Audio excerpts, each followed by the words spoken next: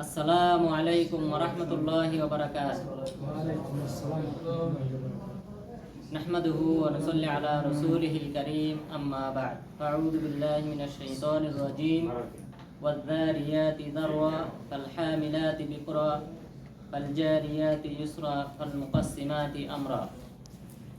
সম্মানিত উপস্থিতি, আজকে ইনশাআল্লাহ আমরা সূরা যারিয়াত সম্পর্কে আলোচনা করব। যারিয়াত শব্দের অর্থ হলো যে ঝঞ্ঝাবায়ু, ঝড়। এই ঝঞ্ঝাবায়ু সম্পর্কে আল্লাহ তাআলা সূরা অবতীর্ণ করেছেন, অর্থাৎ এই শব্দটা এই সূরাতে উল্লেখ হয়েছে, এই হিসাবে এই সূরার নামকরণ করা হয়েছে। আর এই সূরাটি মক্কায় অবতীর্ণ হয়েছে, এই সূরাটি মক্কায় অবতীর্ণ হয়েছে। আর এই সূরার মূল ভাষ্য হলো, মূল উদ্দেশ্য হলো যে পরকালীন জীবনের প্রতি ঈমান আনয়ন করা। দুনিয়াতে আল্লাহ তাআলা বিভিন্ন জাতিকে ধ্বংস করেছিলেন, সেই জাতির কয়েকটা জাতির ঘটনা উল্লেখ করা হয়েছে এবং পরকালীন জীবনে মানুষ যেন বিশ্বাসী হয়, ঈমান আনয়ন করে, সেই বিষয়ে আল্লাহ তাআলা এই সূরাতে সতর্ক করেছেন। তো মহান রব্বুল আলামিন প্রথম আয়াতে বললেন ওয়ায-যারিয়াতি যারওয়া, শপথ ঘূর্ণিঝড়ের তথা ধূলি ঝড়ের শপথ, অর্থাৎ যেই বাতাস প্রবাহের মাধ্যমে ধূলিকণা ওড়ে, খড়কুটা ওড়ে, সেই ঝঞ্ঝা বায়ুর শপথ। ফাল-হামিলাতি বিকরা, অতঃপর শপথ হামিলাত বহনকারী আর বিকরা বোঝা বহনকারী মেঘমালার শপথ। মেঘপুঞ্জ যা বোঝা বহন করে, তার মানে মেঘমালাতে সাধারণত যে পানি থাকে এটাকে উদ্দেশ্য করা হয়েছে, যেহেতু মেঘমালা পানি বহন করে, তো এই পানি বহনকারী মেঘমালার শপথ। আল-জারিয়াতি ইসরা, এরপর আল্লাহ তাআলা শপথ করলেন আল-জারিয়াতি ইসরা, সহজে চলমান সমুদ্র পথে যে সকল নৌযান সহজে চলাফেরা করে সেই সকল নৌযানের শপথ। ফাল-মুকাসসিমাতি আমরা, এরপর যারা ফয়সালা করেন সেই সকল ফেরেশতাগণের শপথ। তো আল্লাহ তাআলা এই যে শপথ করেন, সাধারণত শপথ করার পর গুরুত্বপূর্ণ বিষয় উল্লেখ করেন এবং বিশেষ করে তিনটা বিষয় সর্বদা আল্লাহ তাআলা উল্লেখ করেন। যদি শপথের শব্দ ব্যবহার হয়, হরফ ব্যবহার হয় কখনো, অর্থাৎ আমরা জানি যে শপথের হরফগুলো তিনটি, ওয়াও, এরপর বা এবং তা, অর্থাৎ আল্লাহি। মানুষ শপথ করার আগে শুরুতে বলে আল্লাহি, সৌদিদের মুখে এটা আপনারা সর্বদাই শুনে থাকেন, আল্লাহি, এরপরে বা বিল্লাহি, আল্লাহর শপথ, এরপর তাল্লাহি, আল্লাহর শপথ। তো এই তিনটা হরফ দিয়ে যদি কখনো শপথ শুরু হয়, তাহলে আলেমগণ বলেছেন এরপরে আল্লাহ তাআলা সাধারণত পবিত্র কোরআনে তিনটা বিষয়কে উল্লেখ করেছেন। প্রথমটা হলো যে রুবুবিয়্যা, আল্লাহ তাআলা যে রব, তিনি একক, অদ্বিতীয়, তিনি সৃষ্টিকর্তা, রিজিকদাতা, তিনি যে রব, এই বিষয়টা আল্লাহ তাআলা উল্লেখ করেন। দ্বিতীয় যে বিষয়টা উল্লেখ করেন আর রিসালা, নবুওয়াত, আল্লাহ তাআলা যে নবী রাসূলগণকে প্রেরণ করেছেন, তাদেরকে প্রেরণ করার উদ্দেশ্য কি, এই রিসালাত সম্পর্কে আল্লাহ তাআলা আলোচনা করেন। এরপর 3 নাম্বার যে বিষয়টা উল্লেখ করেছেন মুফাসসিরিনগণ, সেটা হলো আল হাসর, অর্থাৎ মানুষের যে হাসর নাসর হবে, পুনরুত্থান দিবস হবে, বিচার আচার হবে, সেই দিবস সম্পর্কে আল্লাহ তাআলা উল্লেখ করেন। তাহলে যদি ওয়াও অথবা বা অথবা তা, এই তিনটা হরফের মাধ্যমে শপথ আল্লাহ তাআলা উল্লেখ করে থাকেন পবিত্র কোরআনে, তাহলে বুঝতে হবে এরপরে আল্লাহ তাআলা সাধারণত এই তিনটা বিষয় উল্লেখ করেছেন। একটা হলো যে তিনি রব, তার রুবুবিয়্যাত সম্পর্কে উল্লেখ করেন। দ্বিতীয়টি হলো রিসালাত তথা নবী রাসূলগণের প্রেরণ করা, নবীকে কোন উদ্দেশ্যে নিয়ে প্রেরণ করা হয়েছে সেই উদ্দেশ্য উল্লেখ করেন। এরপর 3 নম্বর হলো হাসরের ময়দান সম্পর্কে আল্লাহ তাআলা আলোচনা করেন। এখানেও তার ভিন্নতা নয়, এখানে আল্লাহ তাআলা 4টি বিষয়ের শপথ করেছেন। 4টি, প্রথমটি হলো আদ-দারিয়াত, অর্থাৎ ঘূর্ণিঝড়, ঝঞ্ঝা বায়ু, বাতাস, এই বাতাসের শপথ করেছেন। 2 নম্বরে শপথ করেছেন মেঘমালা। এরপর 3 নম্বর শপথ করেছেন যে সকল নৌযান সমুদ্র পথে চলাফেরা করে, সেই নৌযানের শপথ করেছেন। 4র্থ নম্বরে শপথ করেছেন ফেরেশতাদের সম্পর্কে। যে ফেরেশতারা, এই ফেরেশতাদের সম্পর্কে শপথ করার পর এরপরে আল্লাহ তাআলা কি উল্লেখ করলেন, ইন্নামা তুআদুনা লাসাদিক, নিশ্চয়ই তোমাদেরকে যা প্রতিশ্রুতি দেওয়া হয়েছে বিচার দিবসের সেটা সত্য।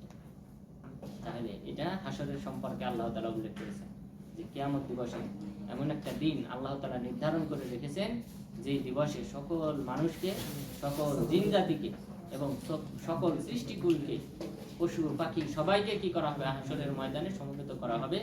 পশু পাখিদেরও বিচার হবে।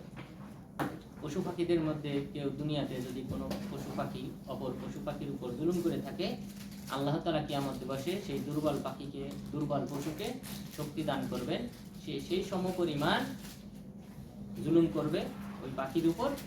এরপর তাদেরকে আল্লাহ তাআলা মাটি হয়ে যেতে বলবে। মাটি হয়ে যেতে বললে তখন সকল কাফেররা, তখন তারা সবাই আফসোস করে বলবে যে আমরাও যদি আজ এই পশু পাখির মতো যদি মাটি হয়ে যেতাম, এটাই আমাদের জন্য কল্যাণ।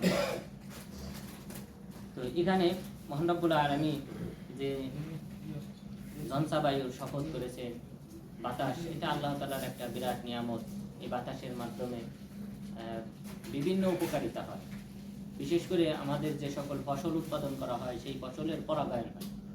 পরাগায়ন বলতে যে ফসলের মধ্যে কিন্তু নর এবং মাদি, অর্থাৎ স্ত্রীলিঙ্গ এবং পুরুষ লিঙ্গ, উভয় লিঙ্গ রয়েছে। তো এইগুলির মিলন হয় কিভাবে? এই বাতাসের মাধ্যমে পরাগায়ন হয়। এই বাতাসের হেলাদোলার মাধ্যমে এদের পরস্পরের সাক্ষাৎ হয়, মিলন হয় এবং এর ফলে ফসল ভালো হয়। এরপর পাখি, এক পাখি অপর পাখিরা যে এই ফসলের উপর পড়ে, এই পাখিদের মাধ্যমে এদের কি হয়, পরাগায়ন হয়। এভাবে পোকামাকড় যে এই ফসলের উপর পড়ে, এর মাধ্যমে তাদের পরস্পরের পরাগায়ন হয় এবং এর মাধ্যমে ফসল ভালো উৎপাদিত হয়। এছাড়াও এই বাতাসের মাঝে আরো অসংখ্য নিয়ামত রয়েছে। তার মধ্যে অন্যতম হলো এই যে আকাশে চলমান, আকাশে পাখি তারা যে চলমান, এই বাতাস মণ্ডল যদি না থাকতো তাহলে এই পাখিরা তারা নির্দ্বিধায় তারা যেভাবে এখন চলাফেরা করতেছে এইভাবে চলাফেরা করতে পারত না। এক জায়গা থেকে উড়াল দিলে সে আর কখনো তার এই নিজ গন্তব্যে ফিরে আসতে পারত না।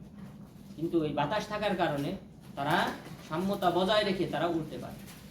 এবং আমাদের এই যে বিমানগুলি আকাশে ওড়ে, এই সৌদি আরব থেকে বাংলাদেশের এয়ারপোর্টে কিভাবে অবতরণ করে, এই বাতাস মণ্ডল যদি না থাকতো এটা কখনোই সম্ভব হতো।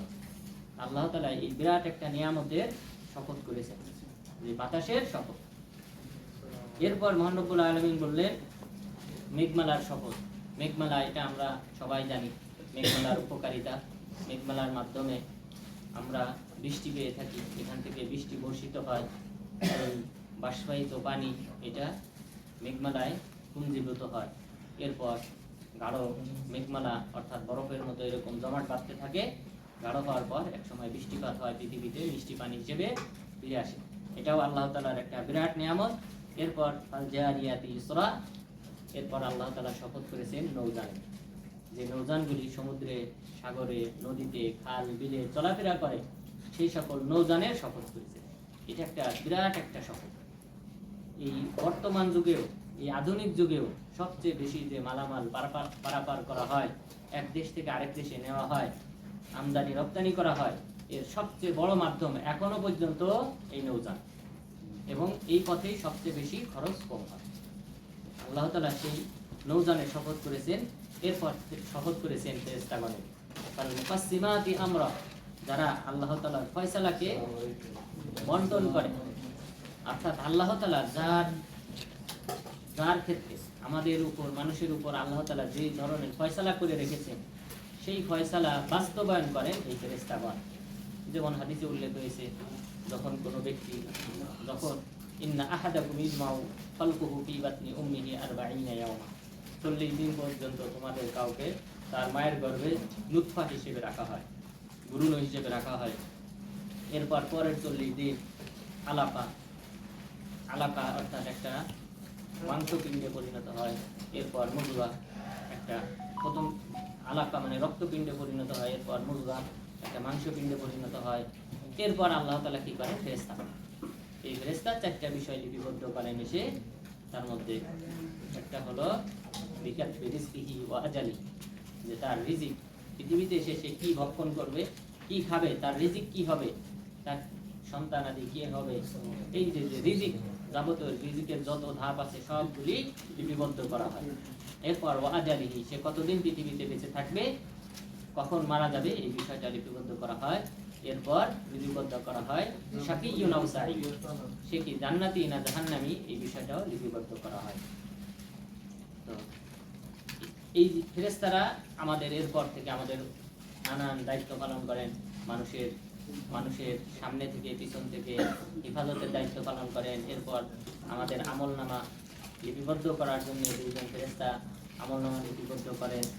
এরপর এইভাবে হাসরের ময়দানেও এই ফেরেশতারা আমাদের সাথে উঠবে।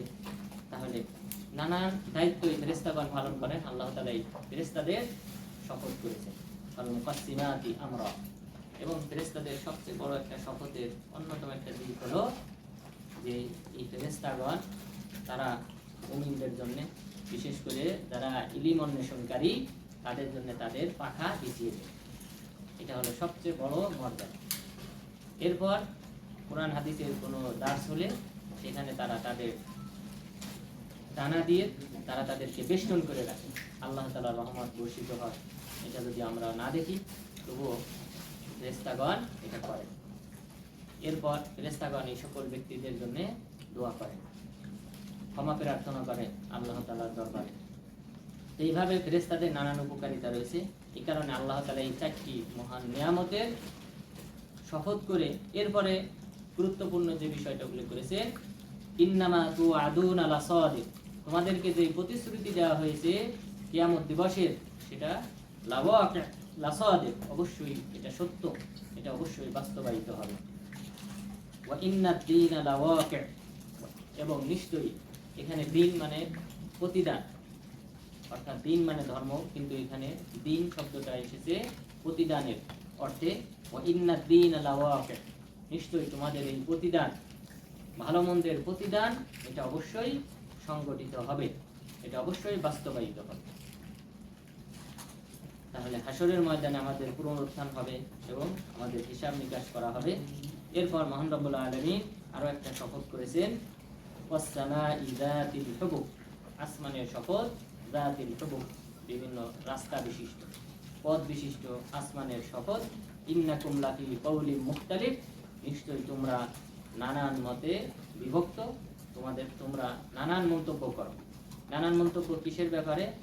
যেহেতু আগে আল্লাহ তাআলা আলোচনা করেছেন পরকাল দিবস সম্পর্কে, হাসরের ময়দান সম্পর্কে, আল্লাহ তাআলা মক্কার কুরাইশদেরকে লক্ষ্য করে বললেন, ইন্নাকুম লাফি কওলিন মুখতালিফ, নিশ্চয়ই তোমরা নানান মতামত পেশ করে থাকো এই পুনরুত্থান দিবস সম্পর্কে, পরকালীন দিবস সম্পর্কে, প্রতিদান দিবস সম্পর্কে।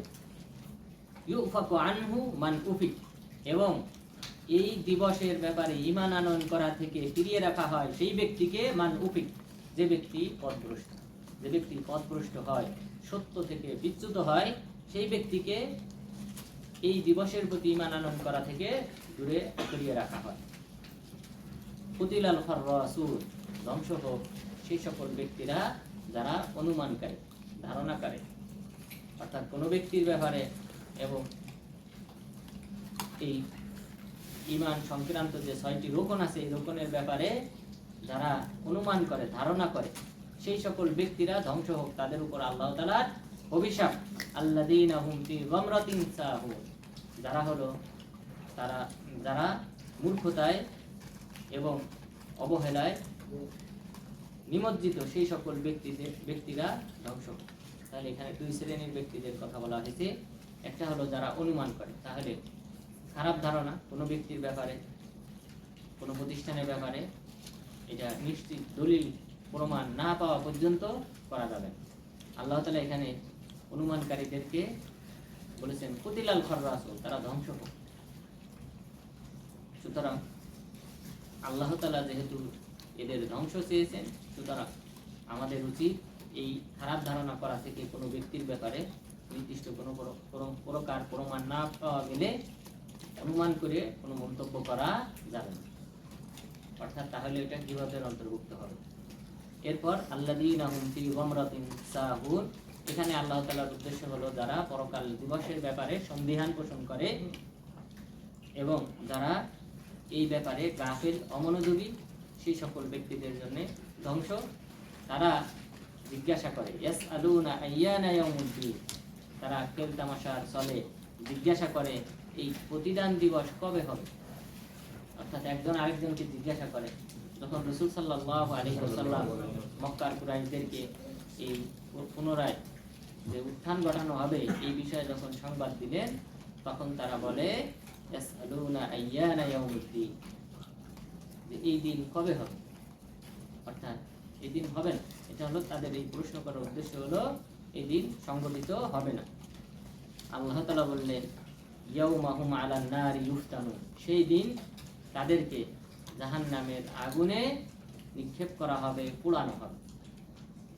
এখানে আল্লাহ তাআলা যে শব্দটা ব্যবহার করেছেন ইফতানুন, ফাতনুন শব্দটার অর্থ হলো, সাধারণ যে অর্থ সেটা হলো ইদখালুজ যাহাব আলান নার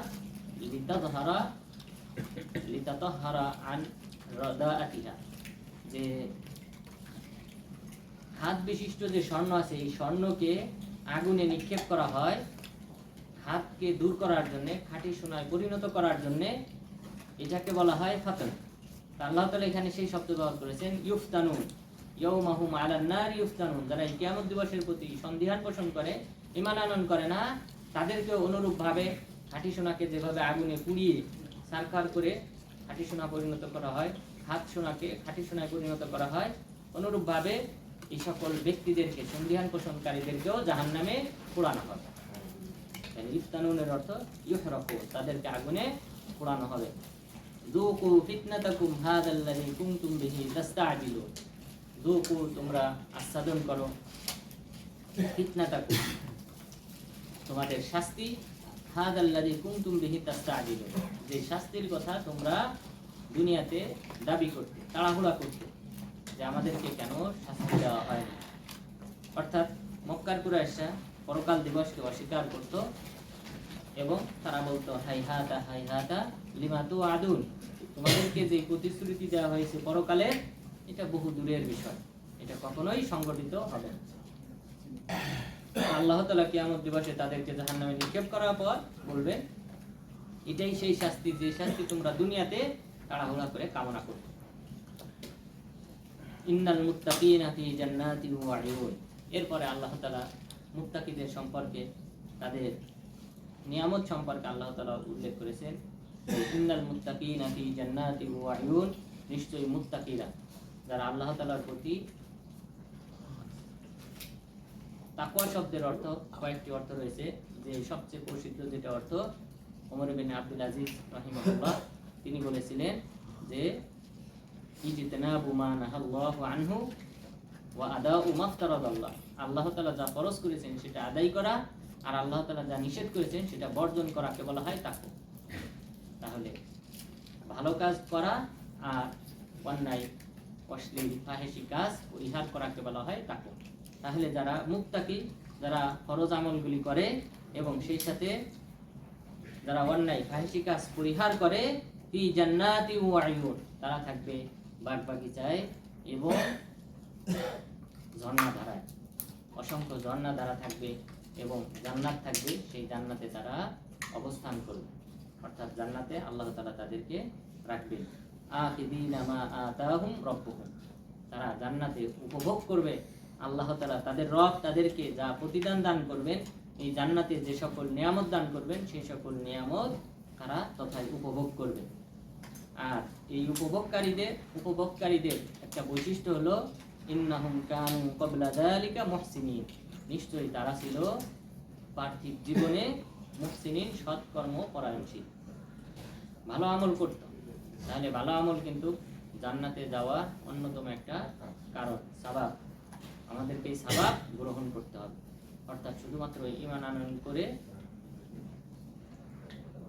ঈমান আনয়ন করার উপর অটল থাকলে হবে না, বরং সেই সাথে আমলের মাধ্যমে বাস্তবায়ন করতে হবে। তাহলে ঈমান বলা হয় তিনটি কাজের সমন্বয়কে। একটা হলো অন্তরে দৃঢ় বিশ্বাস, ঈমানের যে 6টি রোকন আছে, আল্লাহর প্রতি বিশ্বাস স্থাপন করা, ফেরেশতাদের প্রতি বিশ্বাস স্থাপন করা, এরপর নবীদের প্রতি, আসমানি কিতাবের প্রতি, এরপর তাকদীরের ভালো মন্দের প্রতি, এরপর পরকালীন জীবনের প্রতি ঈমান আনয়ন করা। এই 6টি রকমের প্রতি ঈমান আনয়ন করা অর্থাৎ মনে দৃঢ়ভাবে বিশ্বাস করা যে এগুলি সত্য, ফেরেশতারা আছে, আল্লাহ তাআলা আছেন, এরপর নবী রাসূলগণকে আল্লাহ তাআলা তার পক্ষ থেকে তিনি জিবরিল আলাইহিস সালামের মাধ্যমে ওহী পাঠিয়েছেন, আসমানি কিতাব পাঠিয়েছেন, এগুলির প্রতি দৃঢ় বিশ্বাস থাকা। কারণ এগুলি সব গায়েবী বিষয়, আমরা আল্লাহ তাআলাকে দেখি না, ফেরেশতাদেরকে দেখি না। এরপর ওহী যে জিবরিল আলাইহিস সালাম নিয়ে এসেছেন, এটা সশরীরে যে এসেছেন ফেরেশতা, এটা অন্য কোনো ব্যক্তি দেখেন নাই, কিন্তু মানুষের আকৃতিতে এসেছেন, এটা দেখেছেন। তো আমরাও ফেরেশতাদেরকে দেখি না। এরপর আসমানি কিতাব, এটাও আমরা ঈমান আনয়ন করার উপর, যে নবীগণের উপর এই কিতাবগুলি এসেছে, তাওরাত এসেছে, ইনজিল এসেছে, যা কোরআনে সংবাদ দেওয়া হয়েছে, এগুলিও গায়েবী বিষয়। এরপর তাকদীর এটা আরো বেশি গায়েব, তাকদীরের বিষয় আরো বেশি গায়েবী বিষয়, অর্থাৎ কার ভাগ্যে কি আছে এটা কেউ জানে না, কে কখন কি খাবে এটা কেউ জানে না। তাহলে তাকদীরটাও, এটাও আরো বেশি গোপনীয় বিষয়। এরপর পরকালীন জীবন, অর্থাৎ মৃত্যুর সময় থেকে নিয়ে হাসরের ময়দান, এরপর জান্নাত জাহান্নাম পর্যন্ত যা কিছু ঘটবে, যার সংবাদ আমাদেরকে দেওয়া হয়েছে, এগুলিও গায়েবী বিষয়। তাহলে এই গায়েবী বিষয়ের প্রতি ঈমান দৃঢ়ভাবে আমাদের অন্তর থেকে দৃঢ় বিশ্বাস থাকতে হবে। দৃঢ় বিশ্বাস থাকার পর এরপরে কি করতে হবে? মুখে স্বীকৃতি দিতে হবে যে আশহাদু আল্লা ইলাহা ইল্লাল্লাহ ওয়া আন্না মুহাম্মাদার রাসূলুল্লাহ। এই স্বীকৃতি মুখে দিতে হবে। এরপর 3 নম্বর ধাপ হলো আমলে বাস্তবায়ন করতে হবে। আমি যে সাক্ষ্য প্রদান করলাম আল্লাহ ব্যতীত সত্য কোনো মাবুদ নেই, মুহাম্মদ সাল্লাল্লাহু আলাইহি ওয়াসাল্লাম আল্লাহর রাসূল, সুতরাং তারা যে সকল বিধিবিধান আমাদের উপর ফরজ করেছেন, যে সকল কাজ আমাদেরকে নিষেধ করেছেন, সেগুলি পালন করতে হবে। তাহলে এটা আমলে বাস্তবায়ন করা। এই 3টার নাম, এই 3টার সমন্বয়কে বলা হয় ঈমান। তাহলে এই 3টা সমন্বয়ের লাস্টের ধাপ যেটা, যে আমলে বাস্তবায়ন করা, সেই সম্পর্কে মহানবী কোরআন বললেন ইন্নাহুম কানু ক্বাবলা যালিকা মুহসিনিন, ইতিপূর্বে তারা ছিল ইহসানকারীদের অন্তর্ভুক্ত তথা সৎ আমল পরায়ণকারী ছিল। তারা দুনিয়াতে ভালো আমল করে এসেছিল, এই কারণে আল্লাহ তাআলা তাদেরকে এই জান্নাত এবং ঝর্ণা ধারা এগুলি দান করেছেন। কানু কলিলাম মিনাল লাইলি মা ইয়াহজাউন, এটা একটা বিরাট একটা বৈশিষ্ট্য মুমিনদের। তাহলে দুনিয়াতে তারা ভালো আমল করত, সেই ভালো আমলের একটা ভালো আমল, 2টি ভালো আমল আল্লাহ তাআলা এখানে, মোট 3টি ভালো আমলের কথা আল্লাহ তাআলা এখানে পরবর্তীতে উল্লেখ করেছেন।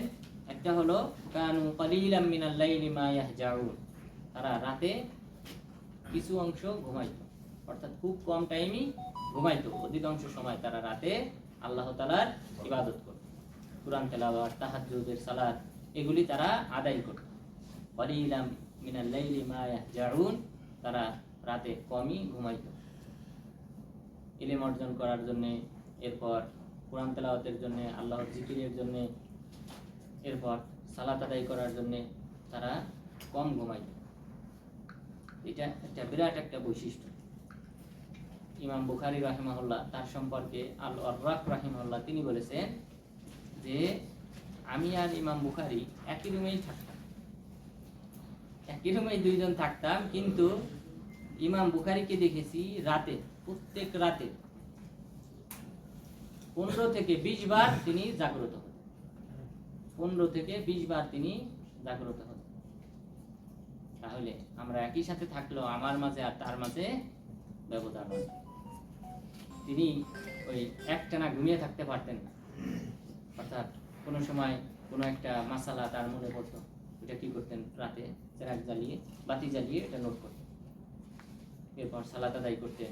বলছেন এক রাতের মধ্যে 15 থেকে 20 বার তিনি জাগ্রত হতেন। সুতরাং এটা হলো অন্যতম একটা মুমিনদের বৈশিষ্ট্য, যে কানু কলিলাম মিনাল লাইলি মা ইয়াহজাউন, তারা রাতে কম সময়ই ঘুমাইত। ওয়াবিল আসহারি হুম ইস্তাগফিরুন, তাদের অন্যতম আরেকটা বৈশিষ্ট্য হলো যে শেষ প্রহরে, রাতের শেষ ভাগে তারা আল্লাহ তাআলার কাছে ক্ষমা প্রার্থনা করত। শেষ সময়ে আল্লাহ তাআলার কাছে ক্ষমা প্রার্থনা করার অন্যতম একটা কারণ হলো এই সময় দোয়া কবুল হয়। এই সময় আল্লাহ তাআলা প্রথম আসমানে নেমে আসেন, ইয়ানজিলু রাব্বুনা তাবারাকা ওয়া তাআলা কুল্লা লাইলাতিন ইলা সামাঈদ দুনিয়া ইদা মাদা সুলুসুল লাইল, যে আল্লাহ তাআলা আমাদের রব প্রত্যেক রাতে 2/3 অতিক্রম করার পর নেমে আসে। আমাদেরকে ঈমান আনতে হবে যে আল্লাহ তাআলা প্রথম আসমানে চলে আসে প্রতি রাতে 2/3, অর্থাৎ একটা রাত যদি হয় 9 ঘন্টার, তাহলে 6 ঘন্টা অতিক্রম করার পর বাকি যে 3 ঘন্টা, এই 3 ঘন্টার মধ্যে আল্লাহ তাআলা কি করে, এই প্রথম আসমানে নেমে আসে। তাহলে এই লাস্টের এই সময়টাতে আমাদের কি করতে হবে, বেশি বেশি ইবাদত করতে হবে, তাহাজ্জুদের সালাত আদায় করতে হবে, কোরআন তেলাওয়াত করতে হবে এবং দোয়া করতে হবে। তাহলে মুমিনদের একটা অন্যতম বৈশিষ্ট্য হলো ওয়াবিল আসহারি হুম ইস্তাগফিরুন, তারা রাতের শেষ ভাগে আল্লাহ তাআলার কাছে ক্ষমা প্রার্থনা করে। তো আল্লাহ তাআলা এই শেষ রাতে নেমে এসে বলেন যে তোমাদের মধ্যে কি কেউ আছে যে আমার কাছে চাইবে, আমি তার চাওয়া পূরণ করব? তোমাদের মধ্যে কেউ আছে কি যে আমার কাছে ক্ষমা প্রার্থনা করবে, আমি তার পাপ ক্ষমা করব? আল্লাহ তাআলা নেমে আসেন বলেছেন এবং এইভাবে আহ্বান করেন যে তোমাদের মধ্যে কেউ আছে কি চাওয়ার, তাই আমি তার চাওয়া পূরণ করব।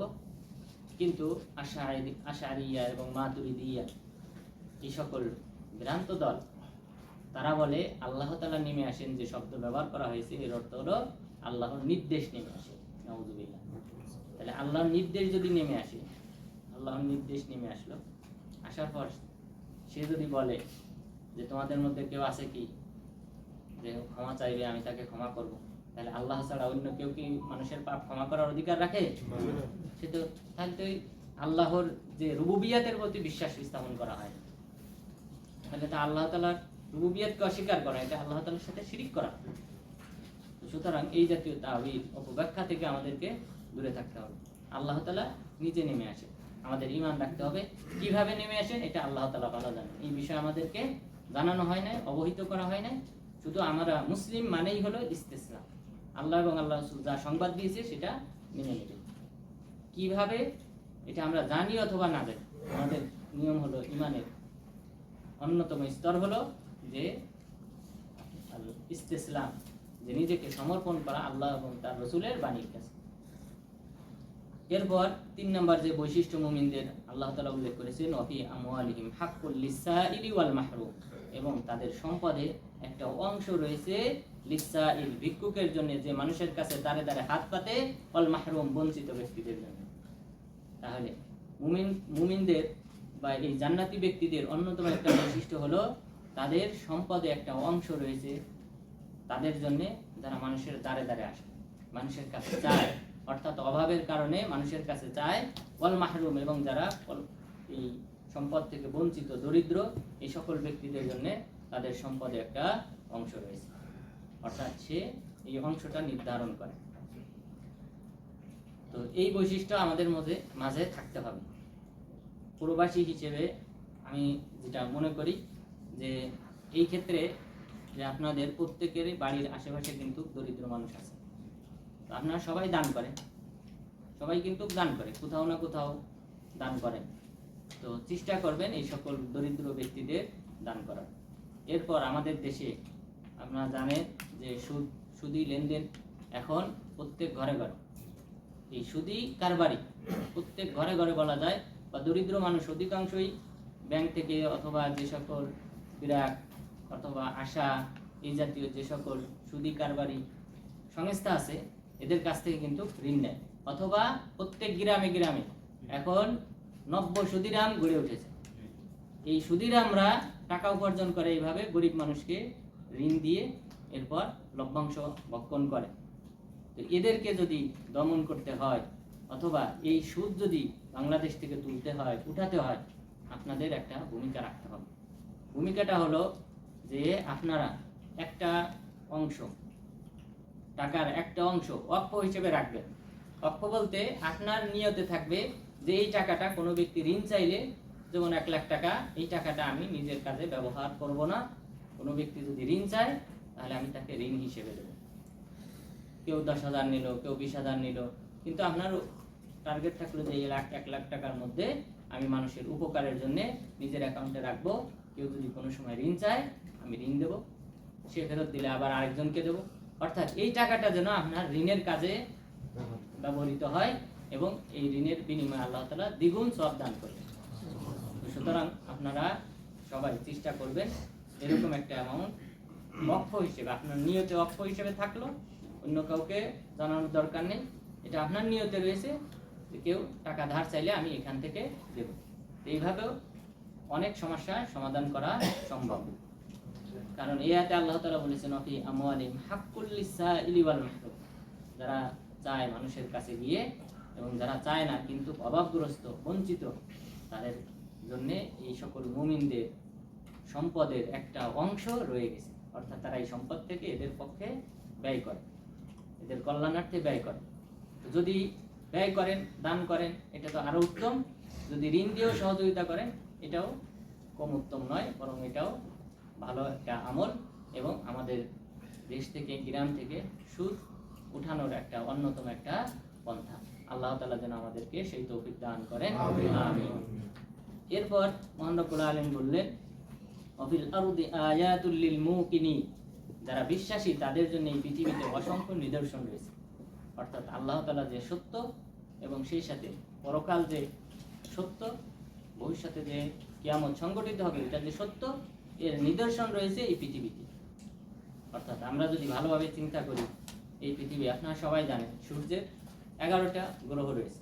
সূর্যের আমাদের এই সূর্যের আন্ডারে প্রদক্ষিণ করে মোট 11টি গ্রহ। এই গ্রহের মধ্যে শুধুমাত্র এই পৃথিবী নামক এই গ্রহ, এই আর্থ নামক গ্রহের এখানেই শুধুমাত্র প্রাণের সঞ্চার হয়েছে। কারণ কি? অন্যান্য গ্রহ বিজ্ঞানীদের মতে চন্দ্র, সূর্য, গ্রহ, নক্ষত্র, ছায়াপথ, নেহারিকা, নেবুলা, এগুলি সব সৃষ্টি হয়েছে একই সময়। তারা যে বিগ ব্যাং থিওরির কথা বলে, মহাবিস্ফোরণ, এর মাধ্যমে যদি মহাবিশ্ব সৃষ্টি হয়, তাহলে এই মহাকাশে যত নক্ষত্ররাজি আছে, যত উপগ্রহ আছে, গ্রহ আছে, সবার সৃষ্টি হওয়ার সময় একই। তো একই সময় হওয়া সত্ত্বেও কেন শুধুমাত্র এই পৃথিবীতে মানুষের অস্তিত্ব, জিন জাতির অস্তিত্ব, সেই সাথে গাছপালা, তরুলতা, জীবজন্তু এবং সাগর, মহাসাগর, এরপর নদী, খাল, বিল ইত্যাদির অস্তিত্ব কেন শুধুমাত্র এই পৃথিবী? সবাই যদি একই সময় হয়ে থাকে, এখানে যদি এক আল্লাহ তাআলার অস্তিত্ব না থাকে, এটার কোনো উত্তর নেই। যদি কেউ এক আল্লাহ তাআলায় যদি কেউ বিশ্বাস না করে, তাহলে এই প্রশ্নেরও উত্তর নেই। যে কারণ যদি বিগ ব্যাংকের মাধ্যমে সবকিছু সৃষ্টি হয়ে থাকে, একই সময় হয়ে থাকে, তাহলে অন্যান্য গ্রহ এই পৃথিবীর মতো এরকম বুদ্ধিমান জীবজন্তু, মানুষ এবং অন্যান্য সৃষ্টিকুল থাকার কথা। কিন্তু কেন নাই? কারণ আল্লাহ তাআলা চান নাই। আল্লাহ তাআলা বলেছেন, আমি আদম আলাইহিস সালামকে সেই জান্নাত থেকে আমি এই পৃথিবীতে পাঠিয়েছি, আর পৃথিবীকে সাজিয়েছি যেন আদম আলাইহিস সালাম সহ সেই সাথে জিন জাতি অন্যান্যরা যেন সুন্দরভাবে বসবাস করতে পারে, তাদের বসবাসের উপযোগী হিসেবে আমি এই পৃথিবীকে তৈরি করেছি। তো সুতরাং আল্লাহ তাআলা বলেছেন অফিল আরদি আয়াত, এই পৃথিবীতেই নিদর্শন রয়েছে। অন্য কোনো গ্রহে কোথাও এই সাগর, মহাসাগর, পানি নেই, যে পানি ব্যতীত কোনো জীবজন্তু পৃথিবীতে টিকবে না, চাঁদে বসবাস করা সম্ভব না। কেন সম্ভব না? সেখানে পানি নাই, অক্সিজেন নাই। পানি না থাকলে অক্সিজেন আসবে কিভাবে? পানি থেকে গাছপালা তৈরি হয়, গাছপালা টিকে থাকে, এই গাছপালা থেকে অক্সিজেন আসে। অর্থাৎ পানি যদি আপনি মূল কারণ হিসেবে দেখেন, তাহলে পানি না থাকলে সেখানে বসবাস করা সম্ভব না। তো সুতরাং আল্লাহ তাআলাই এই পৃথিবীকে সৃষ্টি করেছেন। এখানে আদম আলাইহিস সালাম সম্পর্কে বলেছেন ইহবিতা, যে হে আদম এবং হাওয়া, তোমরা এই পৃথিবীতে নেমে। সুতরাং তাদেরকে নামানোর জন্য, এখানে পাঠানোর জন্য, তারাই এই পৃথিবী আবাদ করবে। এই আবাদের পূর্বে আল্লাহ তাআলা এটাকে সুন্দরভাবে সাজিয়েছেন। এবং আপনারা জানেন এই পৃথিবীতে যে খাদ্যের সম্ভার তৈরি করতে আল্লাহ তাআলা কয়দিন ব্যয় করেছেন? 2 দিন। তাহলে চিন্তা করেন, পৃথিবী সৃষ্টিতে 2 দিন, এরপর আসমান সৃষ্টিতে 2 দিন, পৃথিবীতে শুধুমাত্র এই যে খাদ্য দ্রব্য, এরপর গাছপালা, তরুলতা, সাগর, মহাসাগর ইত্যাদি সৃষ্টি করতে 2 দিন সময় লেগেছে। তাহলে এই যে ব্যবস্থাপনা এক আল্লাহ ব্যতীত অন্য কেউ করেন। সুতরাং আমাদেরকে এক আল্লাহর প্রতি বিশ্বাস স্থাপন করতে হবে এবং পৃথিবীতে যে আল্লাহর নিদর্শন রয়েছে, আল্লাহ তাআলা সেটা উল্লেখ করেছেন এরপর বলেছেন অফি আনফুসিকুম, শুধু পৃথিবী না, পৃথিবী তো একটা বিশাল একটা গ্রহ, শুধু পৃথিবী না, অফি আনফুসিকুম, তোমাদের নিজেদের মাঝেও নিদর্শন রয়েছে। মানুষ সৃষ্টির ব্যাপারে, যে এই পৃথিবীতে কিভাবে মানুষের উৎপত্তি হলো, কিভাবে মানুষ এখানে টিকে আছে, বিজ্ঞানীরা মনে করেন যে এই যে 9 মাসে একটা সন্তান হয়, এটা সম্ভব নয় পৃথিবীতে হওয়া, তাদের থিওরিক্যাল অনুযায়ী। যেটা কিভাবে সম্ভব, অর্থাৎ একমাত্র আল্লাহ তাআলার এখানে হাত রয়েছে, এই কারণে এত অল্প সময়ে এখানে সন্তান ভূমিষ্ঠ হয় এবং এখানে মানুষ টিকে রয়েছে। আল্লাহ তাআলার বিশেষ ব্যবস্থাপনা রয়েছে বিধায় এখানে এই মানুষের, জীবজন্তু টিকে থাকা পৃথিবীতে সম্ভব হয়েছে। সূর্য থেকে যে সকল আলোক রশ্মি আসে, এক্স রশ্মি, এই যে এক্স রশ্মির মাধ্যমে কিন্তু কি হয়, এক্স রে করা হয়, এই এক্স রে যে রশ্মিটা, আলোটা, এটা জীবকোষের জন্য ক্ষতিকর, জীবকোষকে ধ্বংস করে ফেলে। কিন্তু আল্লাহ তাআলা এই আসমানে যে ওজোন স্তর রেখেছে, এই ওজোন স্তরে যখন এই রশ্মিগুলি আসে, আলোক রশ্মি, রঞ্জন রশ্মি, এক্স রশ্মি, এইগুলি যখন আসে, তখন এখানে বাধাপ্রাপ্ত হয়। এরপর এখানে বাধাপ্রাপ্ত হওয়ার পর পুড়ে ছারখার হয়ে পৃথিবীবাসীর জন্য যতটুকু কল্যাণকর ততটুকু পৃথিবীতে আসে।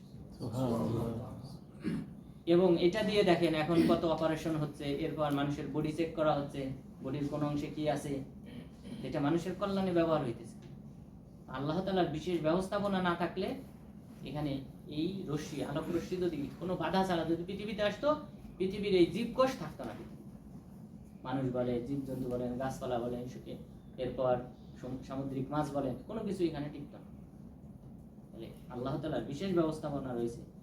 এরপর অফি আনফুসিকুম, তোমাদের নিজেদের মাঝে আল্লাহ তাআলা, আমরা দেখেন এই পৃথিবীতে এই গাছপালা, বিভিন্ন ফসল যে উৎপাদিত হয়, ফলমূল উৎপাদিত হয়, একই মাটি থেকে উৎপাদিত হয়, একই বৃষ্টির পানি থেকে উৎপাদিত হয়, একই খালবিলের পানি থেকে উৎপাদিত হয়, কিন্তু এক একটা স্বাদ এক এক রকম। এখানে রয়েছে আল্লাহ তাআলার বিশেষ নিদর্শন। এই আমরা আমাদের জিহ্বায় আল্লাহ তাআলা 3000-এর উপরে স্বাদগ্রাহী তন্ত্র দিয়ে রেখেছেন, যার মাধ্যমে আমরা এই বিভিন্ন খাবার খাওয়ার পর বিভিন্ন স্বাদ পাই। এটা যদি না থাকতো, আমরা সব খাবার একই স্বাদ পেতাম। সুতরাং আল্লাহ তাআলা বলেছেন অফি আনফুসিকুম, তোমাদের নিজেদের মাঝেও নিদর্শন রয়েছে। শুধুমাত্র এই মহা পৃথিবীতে নয়, পৃথিবী তো একটা বিশাল শিক্ষার একটা বিশাল একটা বই, কিতাব, কিন্তু তোমরা নিজেরা যে ক্ষুদ্র মানুষ, তোমাদের মাঝেও অসংখ্য নিদর্শন আল্লাহ তাআলা দিয়ে রেখেছে। এইভাবে প্রতিটা অঙ্গ প্রত্যঙ্গের ক্ষেত্রে বিশেষ নিয়ামত রয়েছে আল্লাহ তাআলার। তো সুতরাং এগুলি যদি আমরা গবেষণা করি, তাহলে আল্লাহ তাআলা যে একক সৃষ্টিকর্তা এবং তিনি বিশেষ উদ্দেশ্য নিয়ে যে মানুষকে সৃষ্টি করেছেন, জিন জাতিকে সৃষ্টি করেছেন, এটা প্রতীয়মান হয় এবং এক আল্লাহর প্রতি মানুষকে উদ্বুদ্ধ করে বিশ্বাসী হতে। সুতরাং আমাদেরকেও এক আল্লাহর প্রতি বিশ্বাসী স্থাপন করতে হবে। আফালা তুবসিরুন, তোমরা কি ভেবে দেখো না? অর্থাৎ আমরা যদি আমাদের বডির এই সব কিছু বডি নিয়ে যদি আমরা শিক্ষা অর্জন করি, আমরা যে অক্সিজেন গ্রহণ করি, শুধু আমরা কিন্তু অক্সিজেন করি না, বরং আমাদের শরীরের প্রতিটা কোষ, এই প্রতিটা কোষও কিন্তু কি করে, অক্সিজেন গ্রহণ করে। যে জায়গায় অক্সিজেন না হয় ওখানে দেখবেন যে ফোড়া হয়, কোনো জায়গায় কি হয়, চামড়া মারা গেছে ইত্যাদি, কারণ ওই জীবকোষগুলি ওখানে অক্সিজেন পৌঁছায়। তো এইভাবে আল্লাহ তাআলা নানান নিদর্শন আমাদের শরীরের মাঝে রেখেছেন। সুতরাং এটা নিয়ে আমাদেরকে ভাবতে হবে। আফালা তুবসিরুন, তোমরা কি ভেবে দেখো না? ওয়াফিস সামাই রিজকুকুম ওয়া মা তুআদুন, এবং আসমানে রয়েছে তোমাদের প্রতিশ্রুতি, তোমাদের রিজিক, ওয়া মা তুআদুন, এবং তোমাদেরকে যে প্রতিশ্রুতি দেওয়া হয়েছে সেটাও রয়েছে আসমানে। অর্থাৎ যে পৃথিবী যে ধ্বংস হবে সেটাও আসমান থেকে হবে। আল্লাহ তাআলা এই আসমান, চন্দ্র, সূর্য এগুলিকে কিয়ামতের পূর্বে কি করে ফেলবে? এই যে বর্তমান যে সিস্টেমে তারা প্রদক্ষিণ করতেছে, সূর্য ঘুরতেছে, সূর্যকে প্রদক্ষিণ করতেছে পৃথিবীকে প্রদক্ষিণ করতেছে চন্দ্র, এই যে সিস্টেম চালু রয়েছে, এগুলি থাকবে। ওমা তুআদুন, এবং আসমানে তোমাদেরকে যে প্রতিশ্রুতি দেওয়া হয়েছে যে কিয়ামত, সেই কিয়ামত হবে। ওয়াজুমিআ শামসু ওয়াল কামার, চন্দ্র সূর্যকে একাকার করে ফেলা হবে, অর্থাৎ তখন চন্দ্রকে সূর্য গ্রাস করে ফেলবে, কিয়ামত সংঘটিত হবে।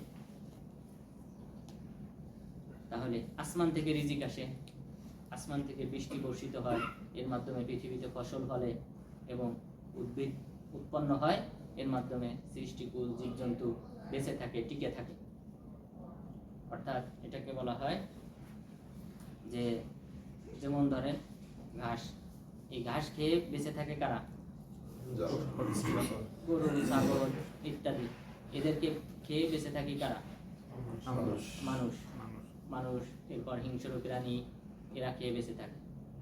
এরপর যেমন ধরেন পানি থেকে শ্যাওলা তৈরি হয়, এগুলি খেয়ে ছোট ছোট মাছ ইত্যাদি বেঁচে থাকে। এই ছোট মাছকে খেয়ে বেঁচে থাকে অন্যান্য বড় মাছগুলি। এভাবেই কিন্তু সাম্যতা বজায় আছে। ব্যাঙ খায় ফড়িং, ঘাসে ফড়িং তৈরি হয়, ফড়িংকে ব্যাঙ খায়, ব্যাঙকে সাপ খায়, সাপকে আবার ঈগল খায়। এইভাবে কি যে খাবারের ব্যবস্থাপনা আল্লাহ তাআলা করে রেখেছেন, এভাবেই কিন্তু এই পৃথিবী চলমান রয়েছে।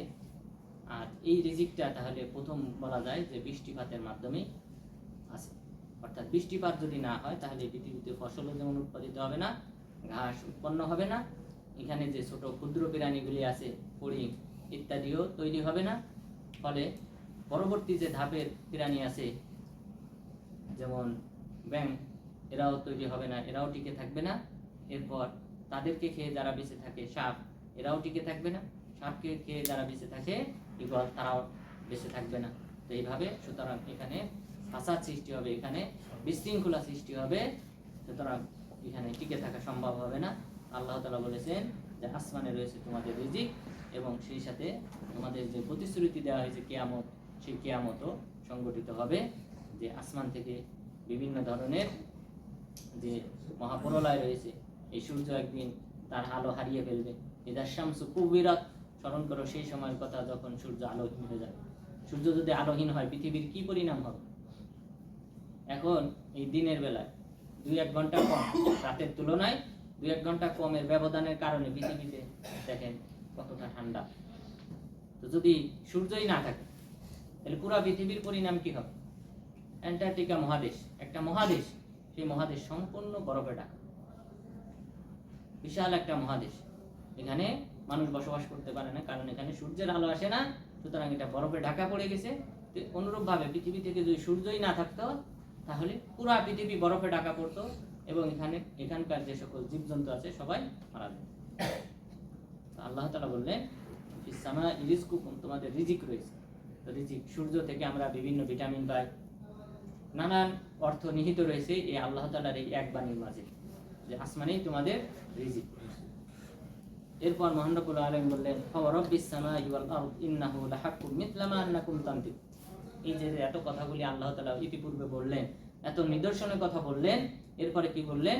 ফাওয়ারাব্বিস সামাই ওয়াল আরদ, আসমান এবং জমিনের রবের শপথ, ইন্নাহু লাহাক, নিশ্চয়ই ইহা সত্য, মিথলা মা আন্নাকুম তানতিক, যেমন তোমাদের কথা বলা সত্য, আমরা যে কথা বলতেছি এটা যেমন ভাবে সত্য বাস্তবিক, অনুরূপ ভাবে আল্লাহ তাআলাও সত্য, এবং সেই সাথে যে কিয়ামত দিবস সংগঠিত হবে সেটাও সত্য। এরপর মহান রব্বুল আলামিন ঘটনা, নবীগণের কয়েকটা ঘটনা উল্লেখ করেছেন। তার মধ্যে অন্যতম হলো ইব্রাহিম আলাইহিস সালাম সম্পর্কে এবং লূত আলাইহিস সালাম সম্পর্কে ঘটনা উল্লেখ করেছেন। আল আতাকা হাদিসুল গায়বি ইব্রাহিম আল মুকরামিন, আপনার কাছে কি ইব্রাহিম আলাইহিস সালামের বৃত্তান্ত পৌঁছেছে? ইব্রাহিম আলাইহিস সালামের মেহমানের বৃত্তান্ত পৌঁছেছে, যারা ছিলেন সম্মানিত। তাহলে সম্মানিত মেহমান যারা ইব্রাহিম আলাইহিস সালামের কাছে এসেছিলেন তাদের ঘটনা কি আপনি জানেন? এই সংবাদ কি আপনার কাছে পৌঁছেছে? ইয দাখালু আলাইহি ফাকালু সালামা, যখন তারা তার কাছে গেলেন, অর্থাৎ এই ফেরেশতাগণ যখন আসলেন ইব্রাহিম আলাইহিস সালামের কাছে, তখন তাকে সালাম দিলেন। ওয়ালা সালাম, তখন তিনিও সালামের উত্তর দিলেন।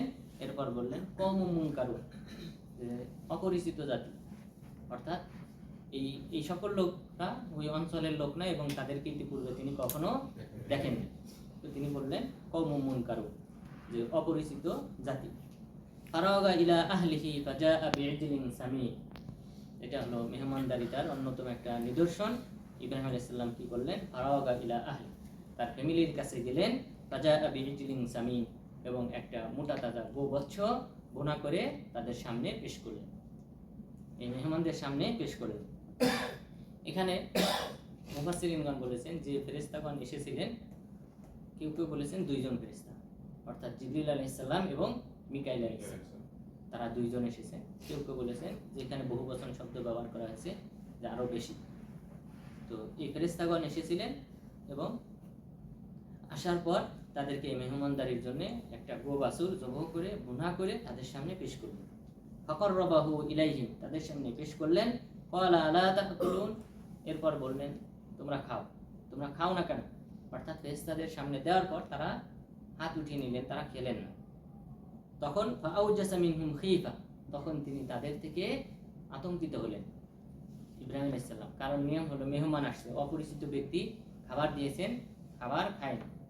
তখন ভীতি সৃষ্টি হলো, ভয়ঙ্কর ভয় তার মধ্যে সৃষ্টি হলো যে তারা বিভিন্ন অপরাধী হতে পারে, ডাকাতি করার উদ্দেশ্যে, অন্য কোনো উদ্দেশ্য নিয়ে তারা আসতে পারে। তো এই ভয়টাই ইব্রাহিম আলাইহিস সালামের মাঝে সৃষ্টি হলো। তাহলে এই ভয়টা হলো তবিয়তগত ভাবে, যে আপনি মেহমানকে আপ্যায়ন করতেছেন। তারা সাধারণত নিয়ম হলো মেহমান অপরিচিত ব্যক্তি আসলে তারা খাবে, কিন্তু তারা যখন হাত গুটিয়ে নিলেন তখন তিনি আশঙ্কা করলেন হতে পারে তারা অন্য কোনো উদ্দেশ্য নিয়ে এসেছে।